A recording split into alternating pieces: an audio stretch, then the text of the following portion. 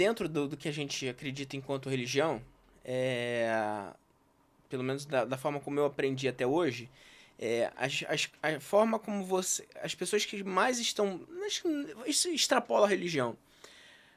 Você sempre vai estar muito preparado para falar sobre um assunto quando você passa por ele. Então, quem é a pessoa mais adequada para falar, por exemplo, sobre uma empresa quebrada? Quem quebrou, né? Porque é muito simples a pessoa pegar e chegar e falar assim, eu vou te dar aqui as técnicas para que você não quebre a empresa, ou então técnicas para que você possa dar a volta por cima. A pessoa nunca abriu sequer um CNPJ. Então, a pessoa precisa ter propriedade sobre o assunto para que ela possa pegar e falar. Então, me coloquei mal no início da pergunta, da colocação, no sentido disso, isso foge da questão da religião. Mas, em cima do que você falou, eu até já me esqueci da pergunta anterior. Você perguntou sobre ansiedade, pois sobre... mas depois eu falo sobre isso. Ninguém melhor para falar sobre problemas relacionados à terapia de quem está com problemas com terapia. Concordo plenamente. Sim, a sociedade está doente, né? O mundo está doente. Mas as pessoas doentes do jeito que estão, elas estão preparadas para ser terapeutas de outras pessoas? Você acha que o terapeuta precisa ser iluminado? Não sei. Você acha que o médico é iluminado? Acho que não, mas ele não deveria ser bem resolvido?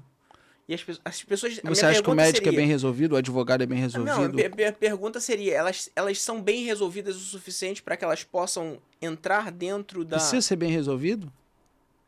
Eu sou mal resolvido. Né? Você é bem resolvido? Totalmente resolvido, total. A gente está aqui em evolução. A gente está aqui para se resolver.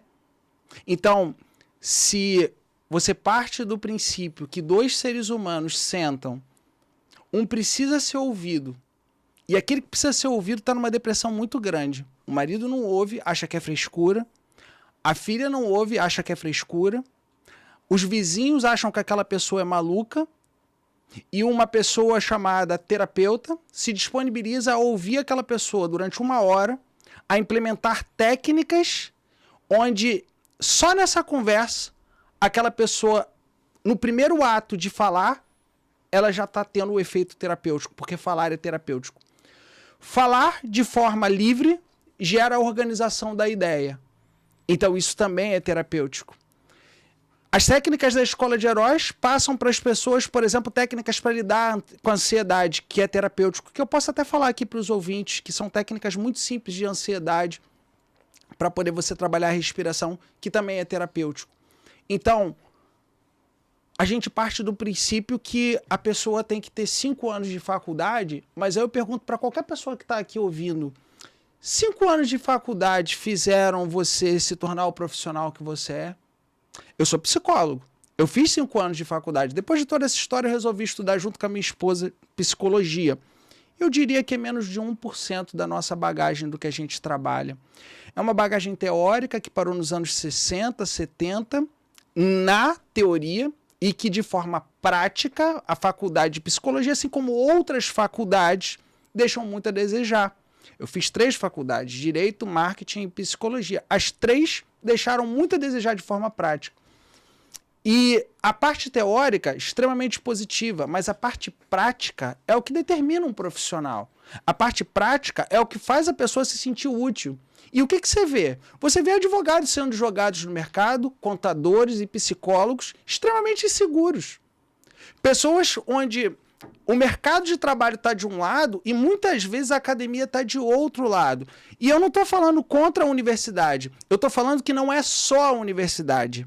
Então, quando a gente parte do princípio, né, que uma pessoa precisa estar muito bem resolvida para poder ajudar outra pessoa, a gente está esquecendo da questão humana, que é como a terapia se desenvolve. A terapia se desenvolve através de um processo que o próprio Freud falava, que era o processo de transferência. Então, numa conversa onde você tem empatia pela pessoa e a pessoa consegue olhar para você e transferir para você os seus sentimentos, as suas emoções e as suas questões, automaticamente ela está saindo do problema interno que ela está vivendo com o marido, ou com a perda de um ente querido, ou uma questão profissional, e ela está vendo sobre uma nova perspectiva a mesma questão. Então, só o fato de você sair do problema e gerar uma outra perspectiva, isso já é terapêutico. O papo é terapêutico, as técnicas são terapêuticas. Então, assim, a gente nunca vai saber quem realmente está pronto, porque quando a gente opera, a gente não pede um passaporte, não pede um certificado, muito menos a especialização no médico. A gente confia. Quando a gente entra no avião, eu não vejo a carta do piloto, né? A licença para ele pilotar. A gente confia. E na terapia é a mesma coisa. Então eu sou a favor de que qualquer ser humano pode ser um terapeuta. Desde que, em primeiro lugar, ele passe a credibilidade daquela questão. Em segundo lugar, que ele tenha uma boa formação, que ele tenha uma boa técnica para poder lidar com questões ali adversas. E em terceiro lugar, que ele tenha empatia. E empatia não é se colocar no lugar do outro. Empatia é respeitar a dor do outro. A gente tem esse conceito, né? A empatia é se colocar no lugar do outro. Não é impossível. Você nunca se coloca no lugar do outro porque você não sabe a dor do outro. O outro está vivendo a depressão. Você pode ter vivido uma depressão, mas ele não é igual ao do outro. O outro está vivendo uma separação. Você pode ter vivido uma separação, mas não é igual à separação do outro. Agora, a empatia é o respeito pela dor do outro. O respeito da decisão do outro.